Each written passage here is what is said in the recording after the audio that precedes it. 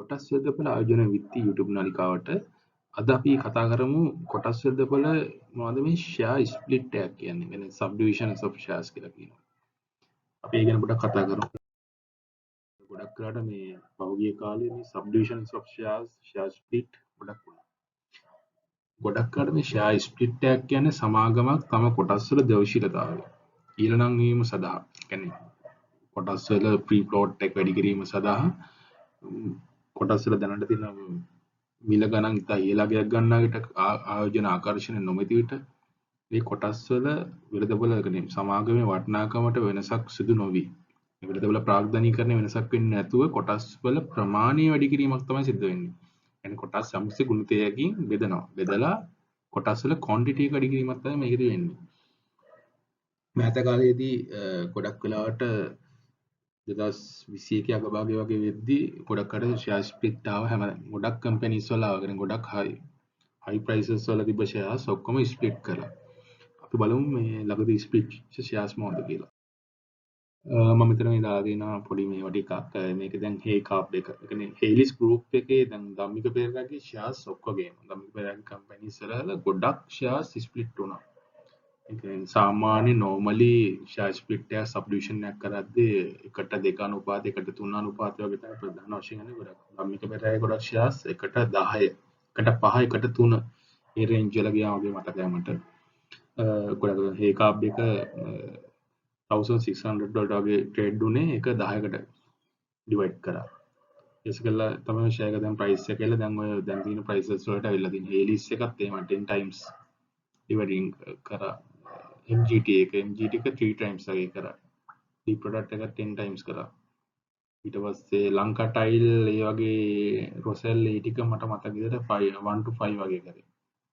Techniques එක 1 to 2 singer 1 to 2 ඒ වගේ 1 to 2 or 3 කරා. තව ගොඩක් මට මතකයි මේ ඉන්ඩස්ට්‍රියල් එම්පිඩන්ස් ලෝන් කියලා තියෙන SPH එක ඒකත් මම හිතන්නේ ලොකු 125 මට මතකයි ලොකු රේන්ජ් එකකින් ඒක ස්ප්ලිට් කරා.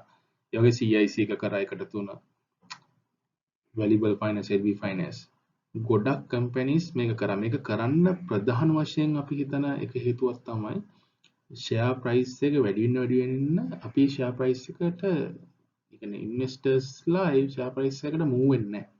මොකද ඒක ආයෝජන ආකර්ෂණය නැති වෙනවා. මොකද අපිට ෂෙයාර් ක්වොන්ටිටි එකක් ගන්න බෑනේ.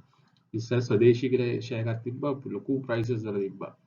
ඒ වගේ දැන් කේසු කියන එක ඉස්සර 3000 4000 ෂෙයාර් එක. කේසු දැන් ඇවිල්ලා තින්නේ මේ 7-8 රේන්ජ් එකට ඇවිල්ලා තින්නේ. ඒ වගේ දැන් ඒ ෂෙයාර්ස් වල ප්‍රයිසස් තිබ්බම ඒ කාලෙදී අපි ඒ ෂෙයාර්ස් වලට මූව් වෙන්නේ. ඒ කියන්නේ එක කොට්ටාශයක් තමයි ඒක ඉන්වෙස්ටර්ස් ලගෙන් එක කැටගරි එකක් තමයි ගන්න. يعني ඒ හා සමාන පෝර්ට්ෆෝලියෝස් කැපැසිටි තියෙන කට්ටිය තමයි ගන්න. එතකොට ඒ ෂෙයාර්ස් වල ආකර්ෂණය තියෙනවා. ඒතකොට ඒගොල්ලන්ට වෙළඳපොළ ප්‍රාග්ධනීකරණයට ප්‍රශ්නයක් වෙන්නේ නැතුව සමාගමේ මේකට ප්‍රශ්නයක් වෙන්නේ නැතුව ඒගොල්ලෝ කොටස් විතරක් වැඩි කරනවා. ඒතර කොටස් ටික බෙදලා ස්ප්ලිට් කරලා බෙදා දීමක් තමයි එතන සිදු කරන්නේ. මේකෙදි ලාභාංශයත් එකට ඇඩ්ජස්ට් වෙනවා. ඒ කියන්නේ කොටස් ස්ප්ලිට් කරාම අනිවාර්යෙන් ෂෙයාර් ප්‍රයිස් එක මූව් වෙනවනේ. يعني රොසෙල් එක 470 වට ට්‍රේඩ් වෙද්දී ෂෙයාර් ස්ප්ලිට් එකට පස්සේ රොසෙල් එක 35 40 රේන්ජ් එකට ආවා.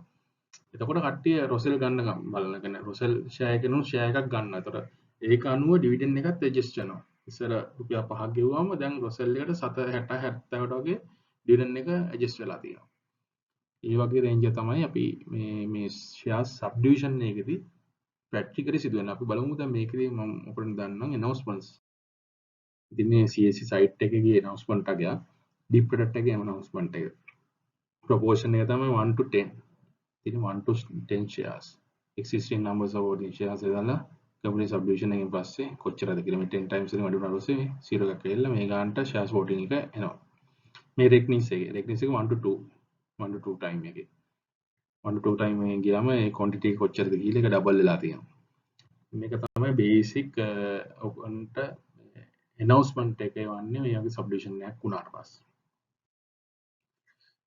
මම කතා කරන්න තව මේ කොටස් මේ subdivision එකත් එක්ක ගොඩක් වෙලාවට සමාගමේ ද්‍රෝෂීලතා කියන්නේ සමාගම අපි කියමු විතර හේකාප් කියලා හේකාප් එක ඒ දවස්වල 1000 100 ඒ වගේ යන කාලේ අපි ගොඩක් අඩේ ෂෙයාර් එකට මූව් වුණේ නැහැ.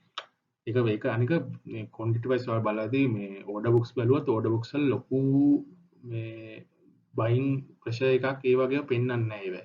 මොකද මේ shares වල price එක movement එක වැඩි.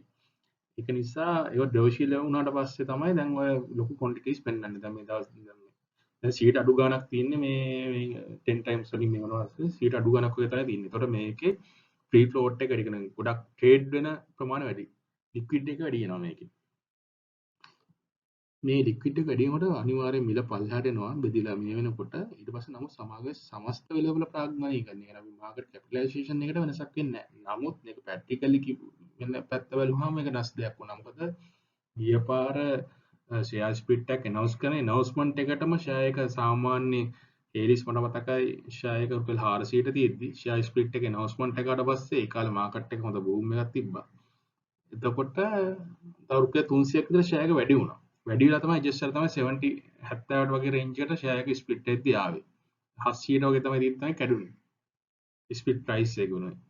ඒ වගේ මේ අපි හිතනවා කොයිදත් අර තියරිටිකල් හිතන දේම වෙන්නේ නැහැ මාකට් එකේ. ගොඩක් වෙලාවට බලන්නේ මම මේක දාලා තියෙනවා ගොඩක් වෙලාවට පොදු බෙදුම් අනුපාතයක් තියෙනවා. ඒක තමයි 1 for 2 share 1 for 3 share ඒ වගේ දැන් 1 for 10 1 for 25 වගේ යන්න පුළුවන්. ඒ කියන්නේ කම්පැනියේ ගන්න ඩිසිෂන් එක අනුව කරන්න පුළුවන් බෝඩ් එකේ.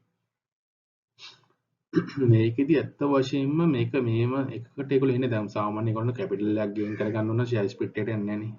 රයිට් ඉෂුව එකක් යනවා. දැන් මේ වගේ ෂෙයා එකක මේ ස්ප්ලිට් එකක් කරන්න එකම දේ තමයි මේගොල්ලෝ හිතාමතා මේ ප්‍රයිස් එක ඒගොල්ලෝ හිතනවා මේ ප්‍රයිස් එක මෙතනින් එහාට මූව් වෙනවට වැඩිය මේක ස්ප්ලිට් කරලා මූව් කරන එක තමයි හොඳම දේ කියලා. අන්න ඒක නිසා තමයි මේ ප්‍රයිස් එක පල්ලට ගෙන්න තමයි. ඒතර ඒක අනුව ඒගොල්ලෝ ඩිවිඩන්ඩ් එක මේ ඩිවිඩන්ඩ් yield එකත් ඒකට ඇඩ්ජස්ට් වෙනවා. ඇඩ්ජස්ට් වෙලා තමයි මේ ෂෙයා ස්ප්ලිට් එක වෙන්නේ. මම හිතනවා ඔයගොල්ලෝ ගොඩක් තේරෙන්නේ නැති කියලා මේ ෂෙයා ස්ප්ලිට් එක මොකද මේ තියෙන රීසන් එක මේ වගේ දෙයක් ෂෙයා ස්ප්ලිට් එකක් කරන්න. මේ වගේ කොටසක් බෙදීම කරන එක හොඳද නරකද? මම ඉස්සෙල්ලා දැන් කතා කරා මේ කියද්දි දැන් ඔයගොල්ලෝ දැන් මාකට් එකේ ඉන්වෙස්ට් කරද්දි ෂෙයා ස්ප්ලිට් එකක් ආවම අපි බය වෙන්න ඕනද? නෑ. ෂෙයා ස්ප්ලිට් එකක් කියන එක ඇත්තටම මගේ පැත්තෙන් මගේ අදහස තමයි මේක හොඳයි ෂෙයා ස්ප්ලිට් එකක් කියන එක. මොකද අපිට අපි සාමාන්‍ය ග්‍රවුන්ඩ් ලෙවල් එකේ ඉන්වෙස්ටර්ස්ලා අපේ ලොකු කැපැසිටිස් නැහැ. නමුත් අපිට ටච් කරන්න බැරි ෂෙයා එකක් අපිට ගන්න පුළුවන්. ඒකේ තියෙන ප්‍රොෆිට් ඒකේ තියෙන බෙනිෆිට්ස් ගන්න අපිට ඒ ෂෙයා එකට ඉන්වෙස්ට් කරන්න පුළුවන්. අපි බලමු දැන් ඇත්තටම දැන් මාකට් එකේ මේ හේකාබ් එක 1500 වගේ යන කාලේ හේකාබ්බේට අපි ඉන්වෙස්ට් කරන්න බැරි වුණාට අපිට ඒක බෙනිෆිට්ස් ගන්න බෑනේ. නමුත් දැන් අපිට හේකාබ් එකට ඉන්වෙස්ට් කරන්න පුළුවන්. මොකද 67 70 80 රේන්ජ් එකේ දැන් යනවා. ඒකට අපිට ඉන්වෙස්ට් කරන්න පුළුවන් හේකාබ් එකට. ඒක තමයි එකම දේ. දැන් ආයෝජන ආකර්ෂණයේ වැඩියෙන් ගන්න පුළුවන් හොඳ ක්‍රමයක් තමයි. කිසිම මම හිතනවා මේක ඉතාම හොඳ මේ එක අතකින් මාකට් එක තුල මේ මිල පිළිබඳ ඒ මිල ස්ටැග්නේට් පොයින්ට් එකක් තියාගෙන යන කම්පැනිස් ගන්න හොඳ ඩිසිෂන් එකක් මේක. ඉන්වෙස්ට්මන්ට් ඩිසිෂන් එකක් මේක.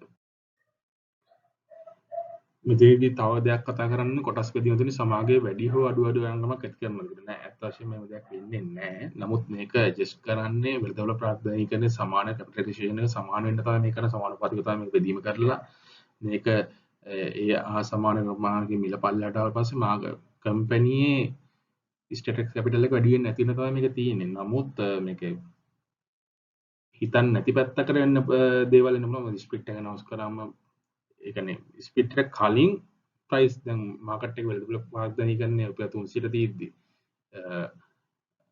මිලියන 30ක් තිබ්බා කියමු. මිලක් තිබුණා ඒක රුපියල් 10ක් වැඩි වුණාට පස්සේ ආයෙ මිලියන 40ක් වුණා. ස්ප්ලිට් එක වෙන්න කලින් යන දෙයක් වෙන්නේ ස්ප්ලිට් එක වෙන්න කලින්. ස්ප්ලිට් එකක් ඇනවුන්ස් කරාට පස්සේ කියන සබ්ඩිවිෂන් එකක් ඇනවුන්ස් කරාට පස්සේ ගොඩක් වෙලාවට මිනිස්සු බලනවා මේ ප්‍රයිස් මූව්මන්ට් එකක් එන්න පුළුවන්. මේකෙන් ප්‍රයිස් මූව්මන්ට් එකක් වෙන්න පුළුවන්.